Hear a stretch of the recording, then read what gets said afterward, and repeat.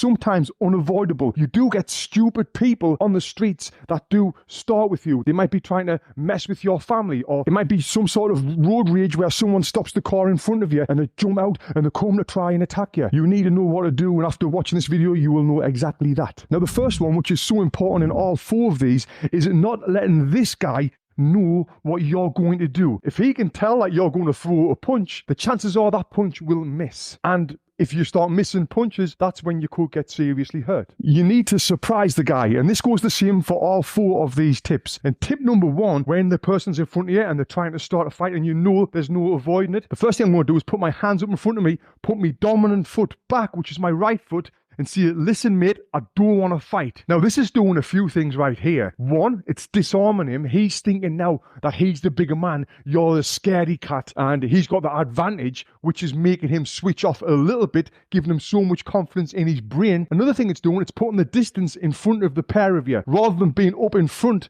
like this, which I've seen so many times, and that's when headbutts come in, punches coming around the side, and it's kind of too late for you if you're in this position. So straight away, you've got that distance in between you, putting your dominant foot back. You've got good balance here. And the other thing it's doing, it's distracting his eyes. If I'm in front of you and I put my hands up like this, straight away your eyes go to my hand, and that's what we want. And now his eyes is on my hands. I'm going to raise my hands up like this, just to distract them even more. And then from here, where my hands are a little bit higher, that's when I'm going to step in with my front foot there and my back foot. But as I'm stepping in, I'm going to dip low. So it's going to look like this.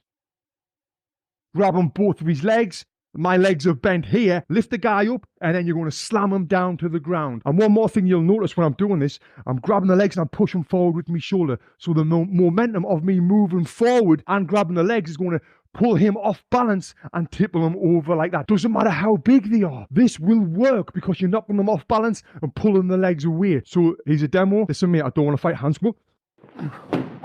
Yeah, it's over. Ah! Just like that. And he might wet himself like this guy did. I didn't expect that. Ah. Now moving on to tip number two, I'm going to put my lovely boxing gloves on. Just like that. Now, you're not going to have boxing gloves in a street fight. I get it. But I just need to put them on for this demo because I'm going to punch this silly guy really hard in the face and maybe make him wet himself again if he falls over. Now, the same thing's going to apply with this. I'm going to say, hands up, I don't want to fight, making him switch off. And if you remember at the beginning of the video, I said it doesn't matter how fast they are. So if this guy is a really fast puncher and got really fast reactions, when I'm putting my hands up like this and saying I don't want to fight, that's switching his mind off this fight. So now I've done that. Listen, mate, I don't want to fight. This time what I'm going to do, I'm going to say something to make him switch up even more. And that is, I want to walk away. So it's going to be, listen, mate, I don't want to fight. I'm going to walk away. Then I'm going to turn. As I turn like this, chances are he's going to get confident and step forward. It's that turn and that step where I'm not really going to turn away. I'm going to fire back with a big right hook because I'm right-handed and I'm in this boxing stance position. But it's important when you turn, you don't like turn like this and then come back. You never want to have your eyes away from the person in front of you just in case something happens. You always want to have your eyes in front of him. If I'm like this, terrible position to be in, boop, I could get hit and badly hurt. So I want to keep my eyes on him as I'm turning, and that's when I'm going to step and fire back with the right hand, and it'll look like this. Listen, mate, I don't want to fight. I'm going to walk away now. Bah! Now, the fight is over, but there might be a chance that you miss that punch. Now, if you do miss that punch, or like you go around the back of the head and it misses there, you've got to be prepared to throw your other hand in like this. So I threw that punch, it's went around the side of his head here. Now from here, I just want to punch with my other hand.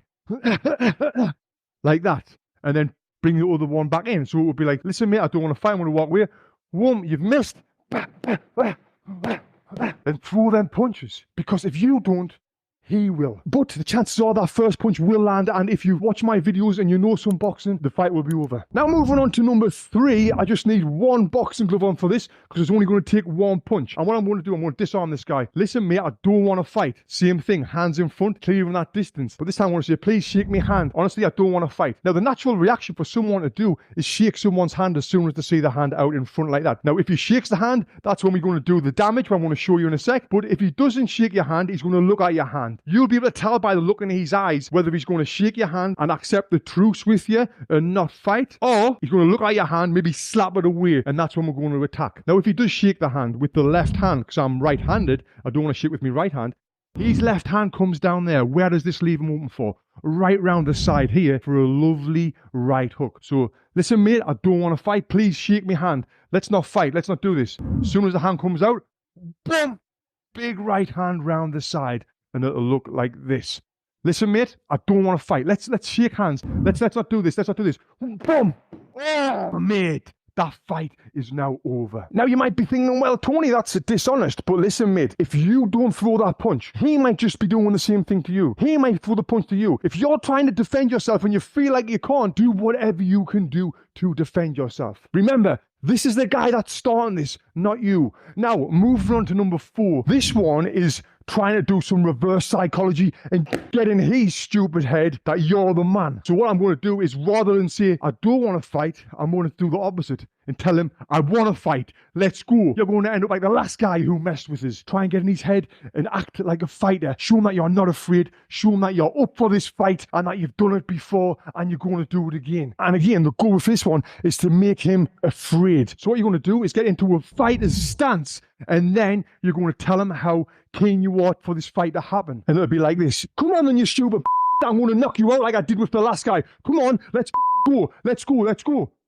And now I'm here hoping to get into his head and hoping he will back off. But if he doesn't back off and he comes forward, as soon as he takes that step forward, boom, through that long, straight, powerful right hand straight down the middle. But to know these things and have success, you need to know how to box to have success with it. That's why I created this video right here, showing you exactly what you need to know to box in just 4 minutes. So